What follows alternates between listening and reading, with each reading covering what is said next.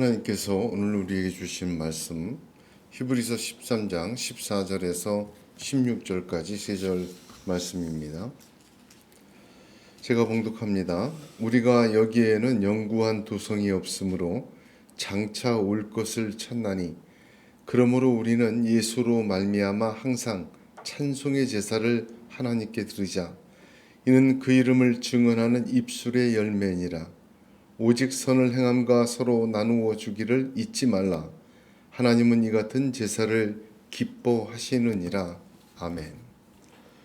하나님 우리 아버지와 예수 그리스도로 말미암아 은혜와 평강이 충만하시기를 축복합니다. 세상 사람들은 예수 믿는 사람들을 그리스도인이라고 불렀습니다. 지금은 우리 스스로도 우리를 크리스천이라고 말을 하지만 본래 그리스도인이라는 호칭은 우리가 만든 믿는 사람들이 스스로 붙인 호칭이 아니라 세상의 사람들이 붙여준 이름입니다. 그 최초의 역사가 성경을 보게 되면 사도행전 11장에 안디옥 교회에서 그런 일이 있었습니다. 안디옥은 어떤 곳이냐면 당시에는 로마 제국이었죠.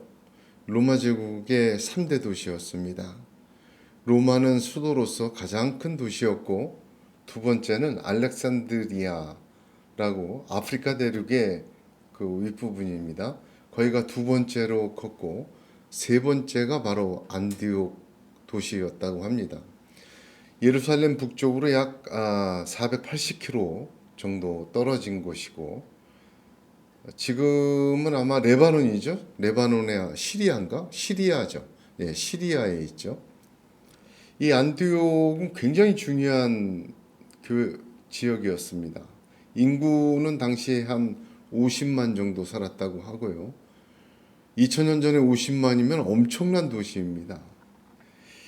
그리고 여기 역사가 요세푸스에 의하면 이 안디옥이라는 곳에 유대인들이 그 인구 비율로 따지면 약 14% 정도였다고 합니다.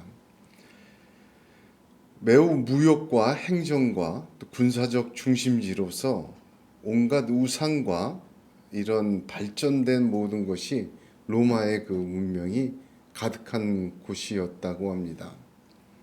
이 안디옥에 교회가 세워졌는데 이 안디옥 교회는 예루살렘 교회와 함께 신약 초대교회의 양대산맥이다 그렇게 부를 수가 있어요. 예루살렘 처음 성령 강림으로 교회가 세워지고 나서 박해가 일어납니다. 그 박해를 피해서 나간 사람들이 안디옥에서 하나님의 말씀을 증거해요. 그래서 교회가 생깁니다. 한마디로 사도들이 세운 교회도 아니고 특별히 안디옥에다 교회를 세우겠다 해서 세운 교회도 아닙니다. 그래서 사도행전 11장에는 뭐라고 되어 있냐면 구브로와 구레네 몇 사람이 말씀을 전파하여 교회가 생겼다 이렇게 증거하고 있습니다. 향후 10년 동안 이 안디옥 교회는 바울과 바나바를 파송하고 이방인 전도의 핵심 중심지가 되고 있습니다. 그 안디옥의 그 많은 사람들이 예수 믿는 사람들, 교회 다니는 사람들 보고 뭐라고 얘기했냐면 그리스도인이다 그렇게 말한 거예요. 어떤 걸 보고 그 사람들을 그리스도인이다, 그리스도에게 속한 사람이다, 크리스천이라고 얘기를 했을까? 그 외적인 증거는 무엇일까? 무엇을 보고 세상 사람들은 저 사람들은 그리스도인이구나라고 말을 했을까요? 사도행전 11장에 굉장히 중요한 안디옥 교회에 대한 설명이 나옵니다. 첫 번째는 말씀입니다. 구브로와 구레네 몇 사람이 말씀을 전파하여 교회가 생겼어요. 말씀, 이걸 헬라어로 케리그마라고 얘기를 합니다. 또한 예루살렘에서는 교회가 생겼다는 소식 듣고 바울과 바나바를 파견하여 1년 동안 교육합니다. 교육이 있었습니다. 디다케라고 얘기를 하죠. 그리고 주와 함께 머물러 있으라 교제했어요. 코이노니아라고 얘기를 합니다. 놀랍게도 이 안디옥 교회는 그때 천하에 흉년이 든다는 예언을 한 사람들의 예언을 듣고 준비했어요. 준비해서 예루살렘의 교회를 도왔습니다. 물질로. 디아코니아, 섬김이라고 해요. 그래서 교회의 표지가 무엇이냐, 교회의 외적 증거가 무엇이냐 할 땐 이렇게 네 가지를 얘기하는데, 케리그마, 디다케, 코이노니아, 디아코니아. 말씀, 교육, 교제, 섬김. 이것을 교회의 4대 지표다, 그렇게 얘기를 해요. 그것을 보고 세상 사람들이 교회에 다니는 사람을 그리스도인이라고 불렀기 때문입니다. 교회의 외적, 신앙의 외적 표징은 무엇이냐? 그리스도인이라는 바로 이 네 가지 특징입니다. 그리스도인에게는 이러한 외적인 것이 나타나게 하는 내적인 특징이 또한 있습니다. 예수 믿는 사람, 그리스도인은 예수를 영접한 사람이죠. 나의 구주로 영접한 사람입니다. 그래서 예수님의 십자가 부활하심과 다시 오심을 믿고 그분의 가르침대로 사는 사람들이 그리스도인들입니다. 그래서 그 주님이 약속하신 하늘나라를 바라보며 그 주님으로 말미암아 맺어진 새 언약을 따라 사는 사람들이 그리스도인들입니다.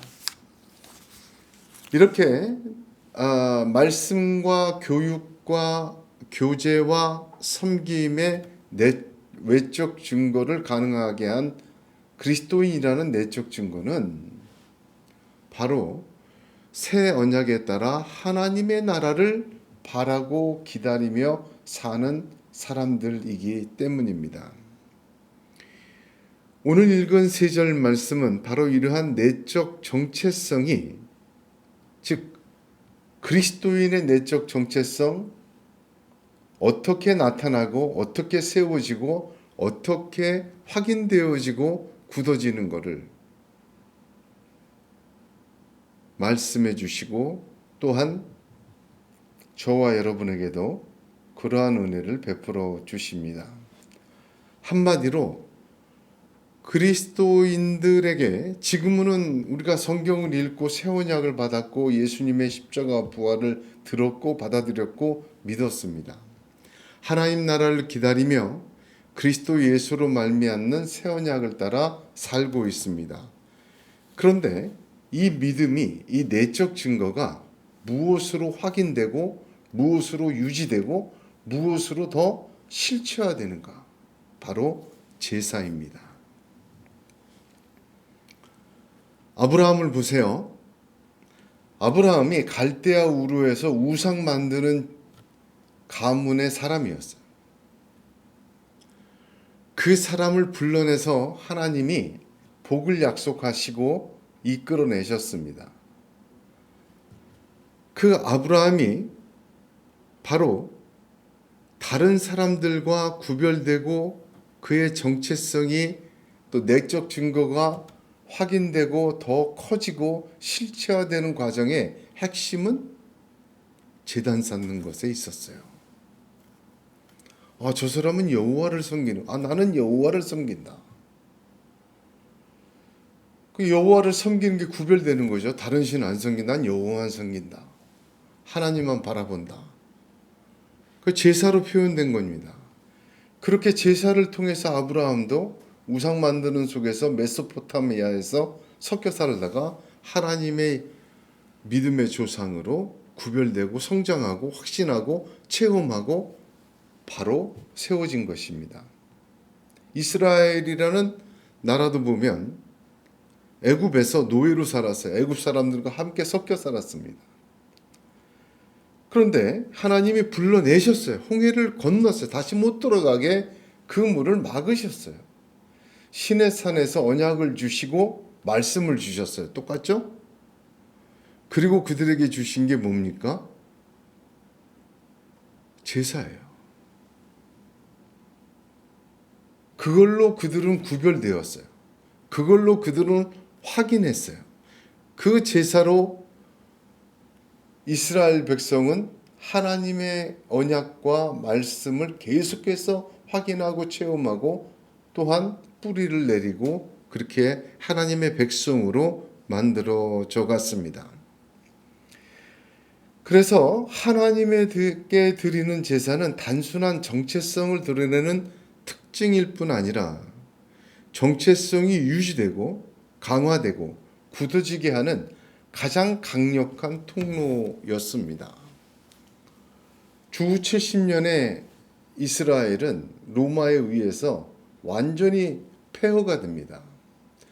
사람이 살 수 없는 반역을 했기 때문에 살 수 없는 땅으로 만들어 버렸어요. 그리고 모두를 흩어보내고 노예로 흩어보냈습니다. 그로부터 2000년이 지난 1945년에 그들은 다시 2000년 전 우리 땅이라고 땅을 차지하고 지금 나라를 세웠잖아요. 어느 나라, 어느 민족이 2000년 동안 흩어져 살다가 나라를 다시 세울 수 있겠습니까? 많은 사람들이 그 이유를 설명하는 중에 그 중에 제일 핵심은 그들은 2000년 동안 안식일을 지킨 거예요. 그래서 안식일을 그들이 지킨 게 아니라 안식일이 그들을 지켜주었다. 바로 예배가 그들을 지켜주었다. 그렇게 그 이유를 얘기합니다. 오늘 3절 말씀에는 제사에 대한 이야기가 가득합니다. 이 제사는 왜 제사를 예배라고 안 하고 제사라고 하냐면 구약의 제사와 비교해서 설명해 주는 것이기 때문에 단어를 그렇게 표현한 것입니다. 오늘 우리가 하나님께 드리는 예배를 한번 되돌아봐야 합니다. 일주일에 한번 주일 예배를 드리는 분들이 대다수입니다. 그 주일 예배마저 어떤 분들은 산에서, 골프장에서, 또 들에서, 바다에서 예배를 드린다고 합니다. 그런데 이마저도 게을리하는 분들이 많습니다. 교회를 안 나오고 예배를 안 드리는 그 많은 이유들, 수많은 이유들을 들으면 공감이 되고 또한 이해도 됩니다만, 그러나 일일이 그 예배하지 않음에 대한 이유들을 말하고 설명하고 가르치는 것은 쉽지가 않습니다. 왜냐하면 그 이유들에 대한 말을 해봤자 또 다른 수많은 이유들이 그 사람에게는 가득하기 때문입니다. 자기 마음대로 자기 형편과 자기 뜻대로 예배하고 교회를 나오기도 하고 나오지도 않습니다. 어떤 사람은 자기는 예수 믿지만 교회는 안 나간다고 하는 분들도 있습니다. 사실 문제 많은 교회를 나가서 앉아있는 것도 쉬운 일은 아닙니다. 그러나 교회 자체를 안 나가는 것은 교회에 문제가 많아서가 아니라 그가 그 자신의 정체성을 잃어버려서입니다. 하나님께서 자신과 교제하고 함께하는 방법으로 제사, 예배보다 더 좋은 방법과 길이 있었다면 하나님 우리를 사랑하시잖아요. 이미 허락해 주셨을 거예요. 하나님이 교회를 세우셨습니다. 교회보다 더 위대한 통로가 있었다면 하나님 그걸 우리에게 주셨으리라 저는 확신해요. 아들을 주신 하나님이 무엇이든지를 아끼시겠습니까?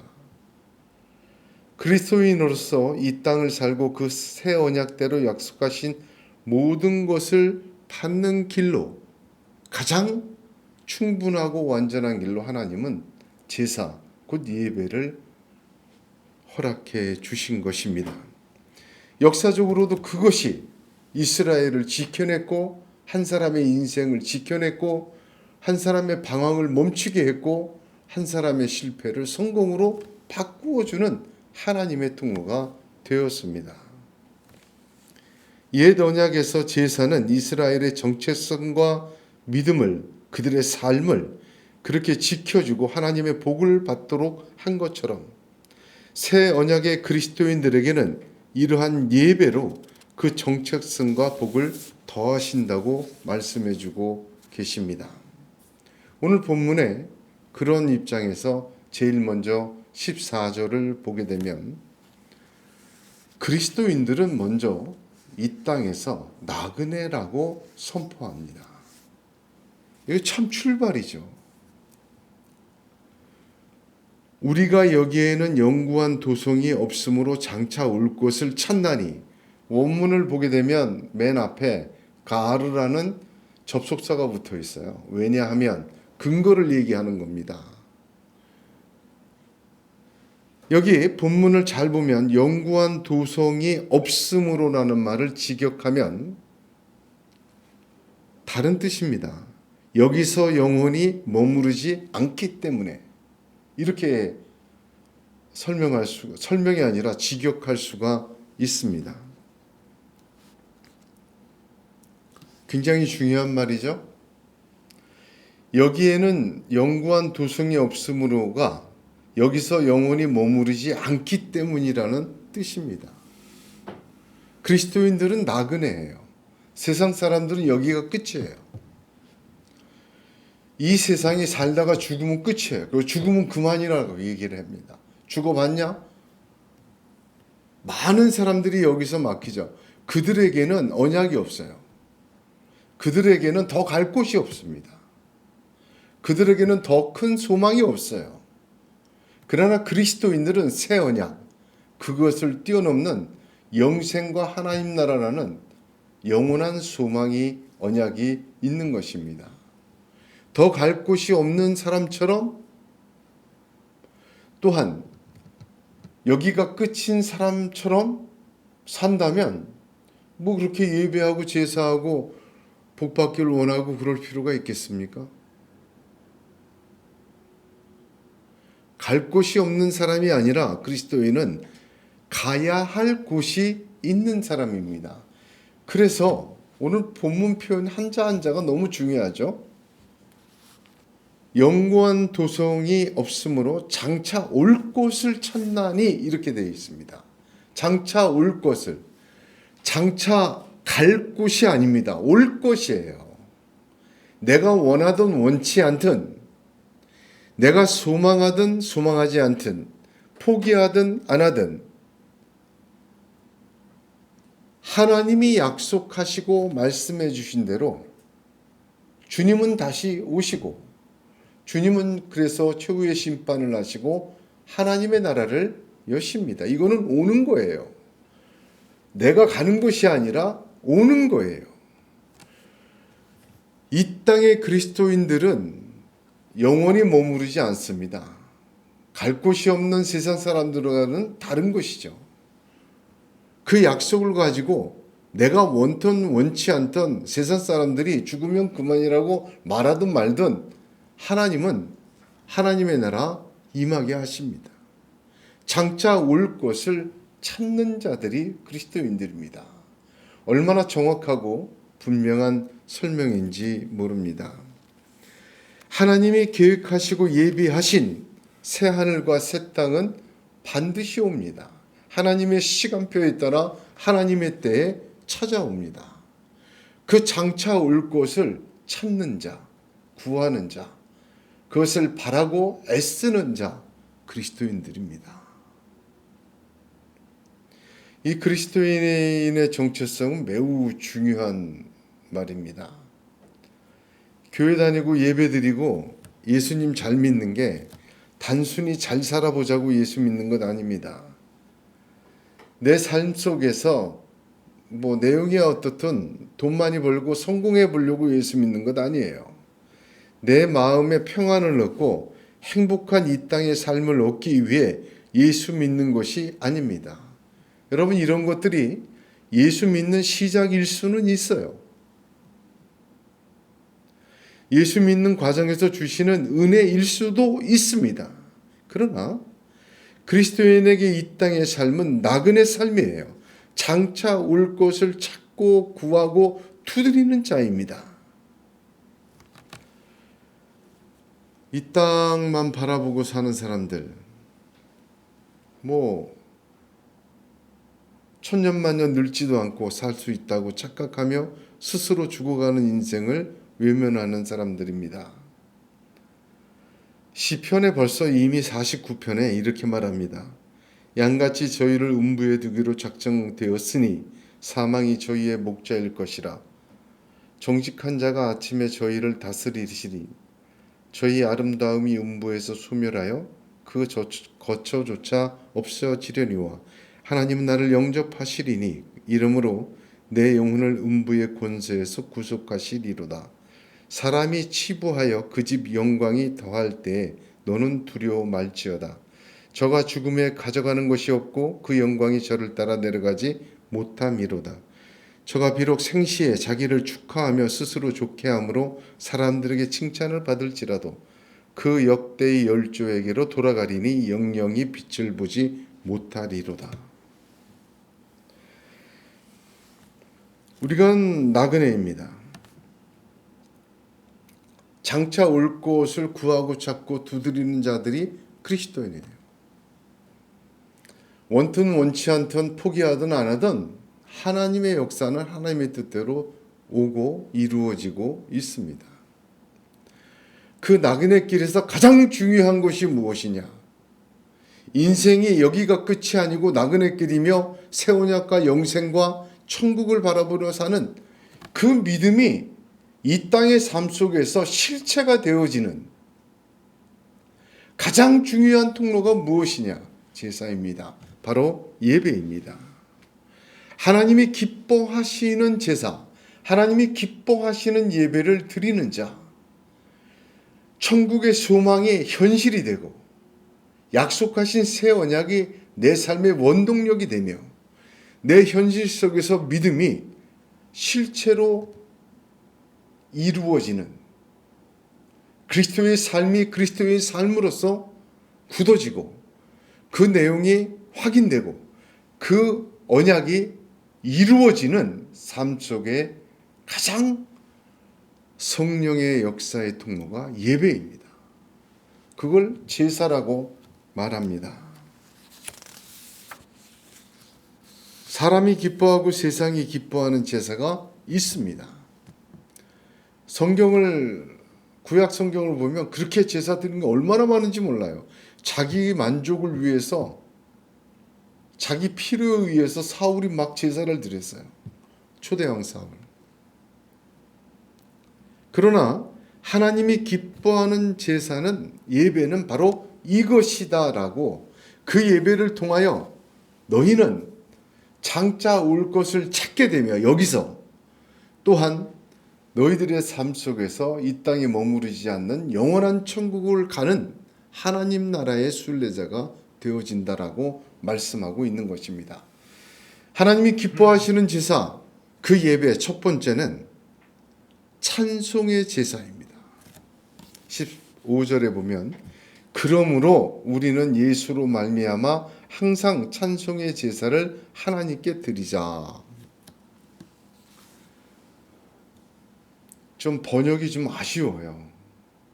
어떤 번역이냐면 찬송의 제사라고 하면 찬송으로 드리는 예배라고 1차적으로는 생각할 수가 있습니다만, 그러나 원문을 보게 되면요, 원문의 뜻은 어떠냐면 찬송을 이루게 하는 제사, 그렇게 되어집니다. 즉 찬송으로 제사하는 것이 아니라 찬송이 되도록 제사한다는 뜻이에요. 좀 차이가 있죠? 하나님이 기뻐하는 예배는 하나님이 찬송이 되시는 예배입니다. 어떤 것이 하나님이 찬송이 되는 제사인가? 하나님 한 분 영광 돌리고 하나님 한 분 높여지고 하나님 한 분 거룩해지는, 하나님께 찬송이 이루어지는 예배, 하나님 기뻐하신다고 했어요. 본문에 너무나도 잘 설명했지 않습니까? 그러므로 우리는 예수로 말미암아, 이렇게 얘기합니다. 예수로 말미암는 예배가 하나님이 찬송되게 하는, 하나님이 찬미되게 하는, 하나님에게 찬미를 이루는 예배의 첫 번째 조건입니다. 예수로 말미암아, 우리 성경에는 예수로 말미암아로 되어 있지만 원문 성경에는 그로 말미암아라고 되어 있습니다. 대명사 그가 쓰여져 있어요. 왜 대명사 그로 썼느냐? 이미 히브리서 앞에서부터 지금까지 설명한 바로 그 예수. 그래서 그로 말미암아라고 썼습니다. 어떤 예수입니까? 대제사장 되신 예수. 지금까지 설명했죠?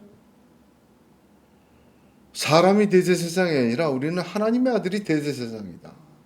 스스로 제단되고 제물 대신 예수 그리스도 대제사장 되신 그로 말미암아 드리는 예배.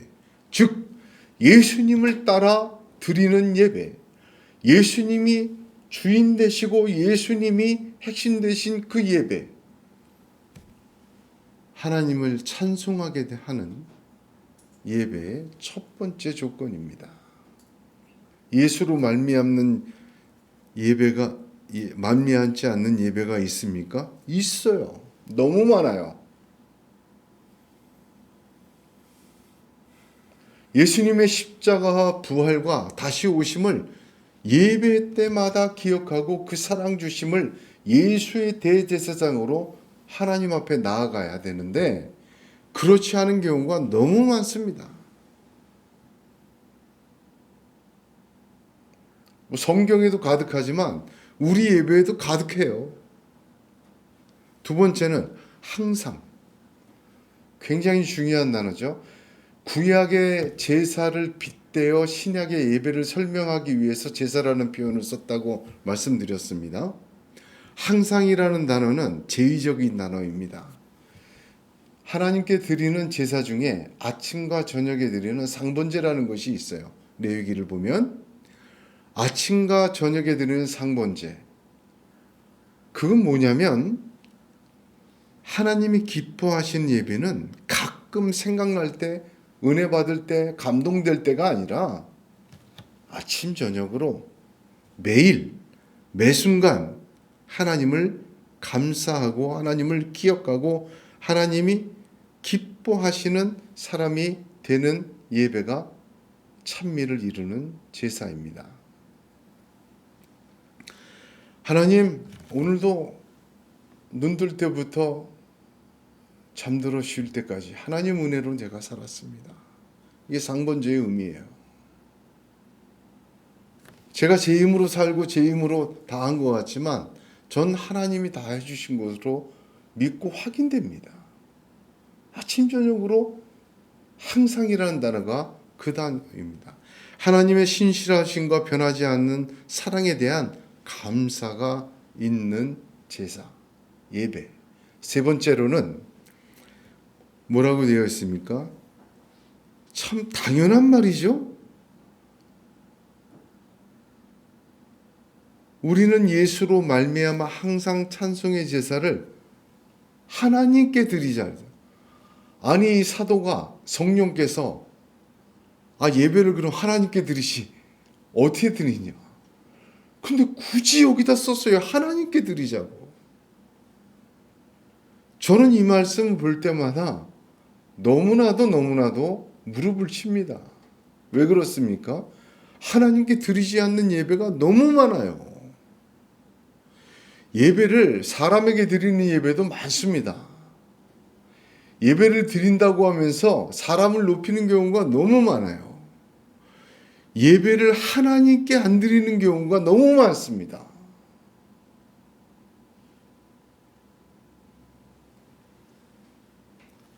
예배의 목적과 방향과 실제가 하나님께 되어야 돼요. 여러분, 교회를 다니고 예배를 드리면서 또 봉사하고 헌신하면서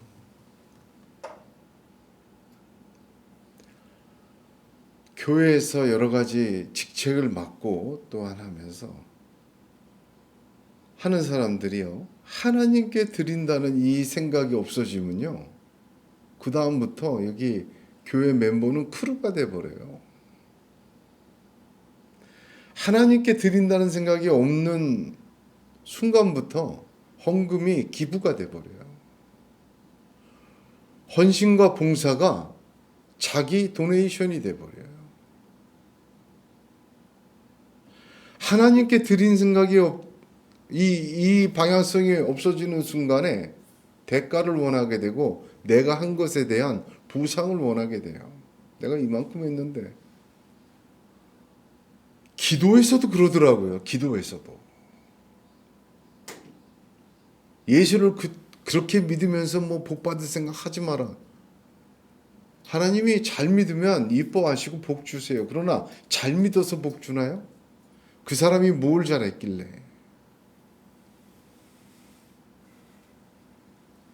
하나님이 기뻐하시는 제사의 첫 번째는 예수 그리스도를 대제사장으로 말미암아 드리는 예배, 하나님의 지속적이고 변함없는 사랑을 고백하고 인정하고 돌려드리는 예배, 사람과 세상과 나가 아니라 하나님께 드리는 목적과 방향성의 예배, 하나님이 기뻐하시는, 하나님이 찬미 받으시게 이루어지는 예배입니다.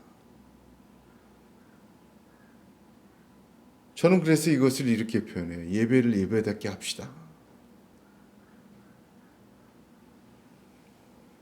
두 번째를 보게 되면 15절에 이는 그 이름을 증언하는 입술의 열매니라. 그 이름을 증언하는 제사. 그는 누굽니까? 예수 그리스도예요. 그 이름은 예수 그리스도예요. 대제사장 예수 그리스도, 스스로 제물되고 제단 되신 예수를 의미합니다. 하나님께 찬미를 이루어지는 이런 예배를 드릴 때에 두 번째는 그 이름을 증언하는, 증거하는, 나타내는 입술의 열매. 입술의 열매란 말은 고백이란 뜻이에요. 고백. 증언, 고백, 이런 단어 있죠. 우리 예배가 그 이름을 나타내는 예배가 되어야 돼요. 하나님이 기뻐하세요. 예수의 이름을 나타내는 예배, 하나님이 기뻐하십니다. 사도행전 4장 12절에 다른 이로서는 구원을 얻을 수 없나니 천하 인간의 구원을 얻을 만한 다른 이름을 우리에게 주신 일이 없습니다. 예수의 이름에는 권세가 있어요. 찬송의 제사는 하나님께 대한 것이라면 증언하는 제사는 세상에 대한 것입니다. 우리가 하나님 앞에 그렇게 예배를 드림으로 우리를 구속하시고 우리를 사랑하신 증거인 예수 그리스도, 그 이름을 드러내는, 증거하는, 그래서 고백하는 예배를 세상에 보여줘야 돼요. 이거 하나님이 기뻐하세요.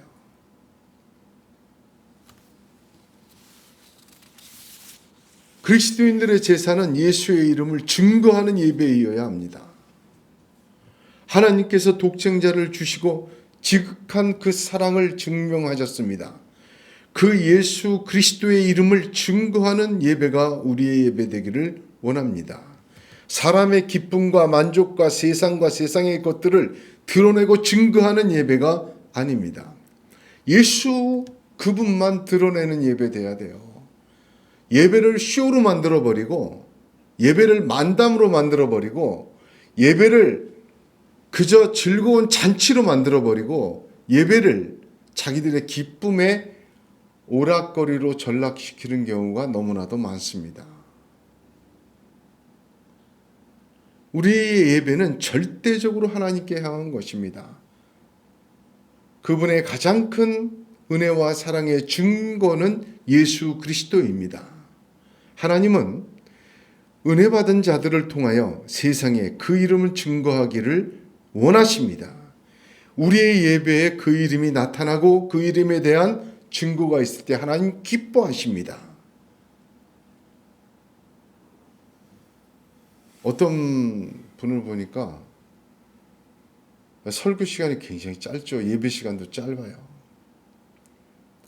1시간, 1시간 20분 그 사이 일주일에 한 번인데 그 사이에 세상의 위로와 사람의 기쁨으로 가득 채우려고 하는 시도들이 참 많습니다.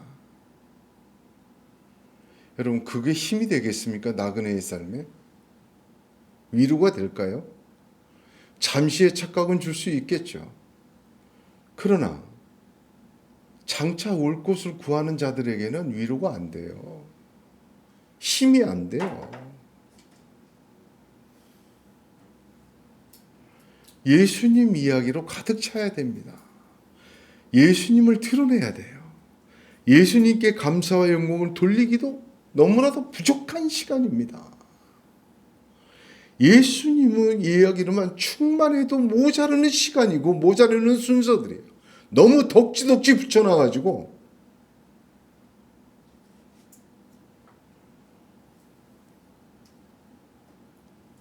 오늘 말씀의 세 번째는 나눔의 제사입니다. 코이노니아와 디아코니아라고 얘기를 해요. 근데 잊지 말라 얘기하십니다. 왜 이렇게 얘기하실까? 잊지 말라, 나눔을 잊지 말라. 원문의 의미는 게을리하지 말라 그 뜻입니다. 때 되면 형편되면 하고 마음 내키면 하고 남으면 하고 그러지 말라는 거예요. 하나님은 선을 행함과 나누어 줌을 어떻게 여기세요? 자기에게 행한 것으로 인정해 주십니다. 지극히 작은 자에게 한 것이 곧 나에게 한 것이라. 나눔과 섬김에서 작은 자에게 한 것을 하나님은 자기가 받은 것으로 인정해 주시는 거예요. 그러니까 지극히 작은 자에게 한 것이 나에게 한 것이라고 하신 하나님. 존 칼빈은 그래서 이렇게 얘기합니다. 그러므로 사랑이 우리 가운데 편만하지 못할 때 우리는 사람들의 권리를 빼앗을 뿐 아니라 하나님 자신의 권리도 빼앗는 셈이다 라고까지 얘기를 했습니다. 선을 행함과 나누어 줌은 하나님이 우리에게 받으실 마땅한 존경입니다. 우리의 예배에 선을 행함과 나눔이 있는 하나님이 마땅히 받으실 권리가 있는 하나님이 기뻐하시는 예배가 되기를 주님의 이름으로 축복합니다. 하나님이 기뻐하는 제사를 드리자. 하나님이 기뻐하는 예배를 드리자. 그리스도인들에게 얼마나 당연한 얘기입니까? 예배인데 하나님이 기뻐하시게 드려야지. 예배인데 지가 기쁘려고 드리고 지가 만족하려고 드리고 그런 무당한테 굿하는 거하고 무슨 차이가 있습니까? 하나님을 기쁘시게 하는 예배가 하나님을 기쁘게 하는 제사가 진짜 예배고 진짜 제사예요. 그 제사는 그들의 정체성을 지켜줄 뿐만 아니라 그 정체성을 그 새 언약과 하나님의 나라를 이 땅에 사는 동안 확인하게 해줍니다. 예수 그리스도의 새 언약과 하나님 나라와 다시 오심의 이 약속들이 내 삶 속에서 내 현실 속에서 내 감각적으로 내 지성적으로 내 마음적으로 내 삶의 목표적으로 확인되어져요. 가장 좋은 통로로 하나님은 제사를 허락하셨고 그 제사를 통하여 충분하고 완전하게 아브라함부터 시작해서 이스라엘 백성을 여기까지 인도하셨어요. 우리에겐 그것이 예배입니다. 우리의 예배가 하나님을 기쁘시게 하는 예배가 되기를 간절히 소원합니다. 예수로 말미암아 드리는 예배, 예수님의 이름이 드러나는 예배, 나눔과 섬김으로 하나님이 마땅히 받으실 존경을 드리는 예배 되는 그를 통하여 우리의 새 언약과 하나님 나라의 사람 그리스도인으로서의 정체성과 믿음이 현실화되고 굳어지고 또한 넓어지고 아브라함 뒤를 잇는 하나님의 사람이 되는 저와 여러분이 되기를 주님 이름으로 축복합니다. 기도하겠습니다.